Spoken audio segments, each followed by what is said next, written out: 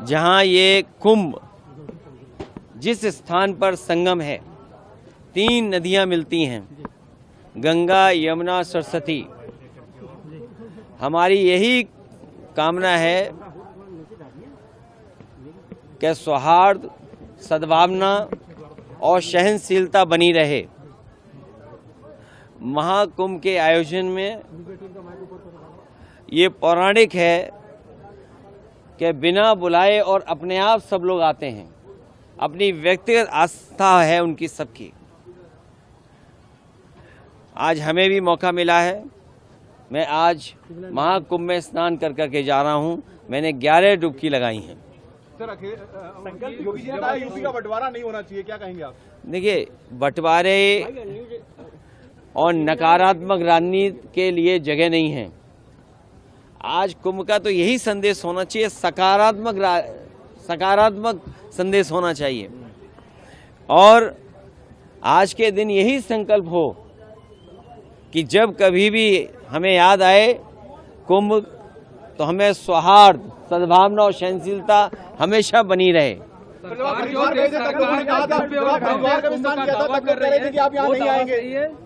देखिए, गंगा में स्नान और त्योहारों के दिन स्नान, जिस दिन मैंने वहां पर हरिद्वार में स्नान किया था उस दिन भी एक त्यौहार था। बहुत बड़ा त्यौहार है। भारत देश के लोग कोने कोने में अलग अलग नाम से इस त्यौहार में शामिल होते हैं। उस दिन हरिद्वार में स्नान किया था और आज संगम में स्नान करने का मुझे मौका मिला है। योगी जी कह रहे हैं बुलडोजर चलता रहेगा, नहीं रुकेगा बुलडोजर। देखिए, बुलडोजर चले नहीं चले, सरकार कैसे बचेगी? ये बताइए, जब सरकार ही नहीं होगी तो बुलडोजर किसके पास होगा? संकल्प यही है कि सौहार्द बना रहे, सद्भावना बनी रहे, सहनशीलता हो, और जो भी स्नान हो सहनशीलता के साथ स्नान होना चाहिए। ये सरकार के लोगों को कोई स्पोर्ट्स इवेंट नहीं बनाना चाहिए इसको। ये आप जो एक्सपर्ट बुलेटिन जारी करते हैं, अब वो आगे जारी होगा या अब खत्म होगा? आपने आके व्यवस्थाओं को देख लिया है? देखिए, समाजवादी सरकार में भी और पहले भी नेताजी को भी और हम लोगों को भी कुंभ के आयोजन को करने का मौका मिला था। जो उस समय कुंभ हुआ था, कम संसाधन में सरकारें अलग अलग थीं। यूपी में सरकार दूसरी पार्टी की थी, समाजवादी पार्टी की थी। दिल्ली में सरकार दूसरी पार्टी की थी। लेकिन उसके बावजूद भी कम संसाधन में 800 और 1300 करोड़ में वो महाकुंभ या कुंभ से जो 12 साल बाद होता है वो कुंभ कराया गया था।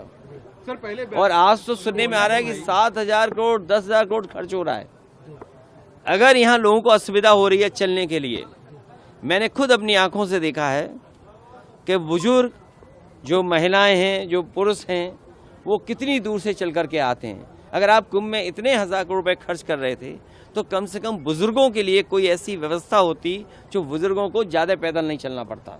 और फिर जैसे हम हैं वीआईपी या और हैं वीआईपी या और सम्मानित लोग जब आएँ तो कम से कम व्यवस्था ऐसी होनी चाहिए, पूरे कुंभ को पता लगे कि हाँ, आज कोई वीआईपी आया जिसकी वजह से ये व्यवस्थाएं बहुत अच्छी चल रही हैं। मतलब आप डुबकी लगाकर भी निशाना साध रहे हैं? नहीं, देखिए, डुबकी लगाकर भी सियासी निशाना साध रहे हैं। अरे भाई, ये बताओ, माँ गंगा के किनारे लोग झूठ बोल रहे हैं।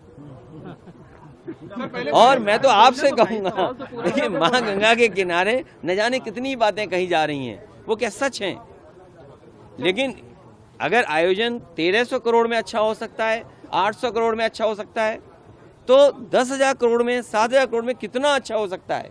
उसमें तो न कोई ट्रैफिक की दिक्कत होती, न कोई पानी की दिक्कत होती, न साधु संतों से बिजली का बिल लिया जाता या उनको असुविधा होती, या जो चीज़ें महंगी हैं वो भी सस्ती होती। अरे, इतना कुछ हो सकता था 10,000 करोड़ में।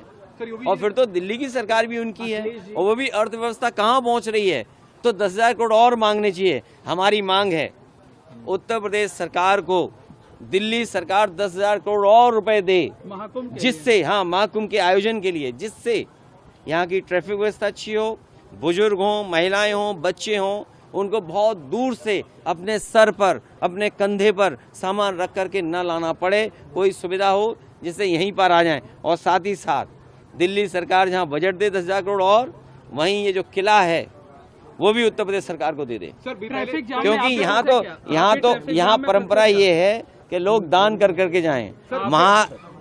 महादानी सम्राट हर्षवर्धन जो हमारा रिटर्न डॉक्यूमेंट है, जहाँ हमें पौराणिक महाकुंभ के बारे में या कुंभ के बारे में जानकारी मिलती है, वो सम्राट हर्षवर्धन से जुड़ी हुई मिलती है। वो यहाँ दान करने आते थे, पुण्य के लिए आते थे।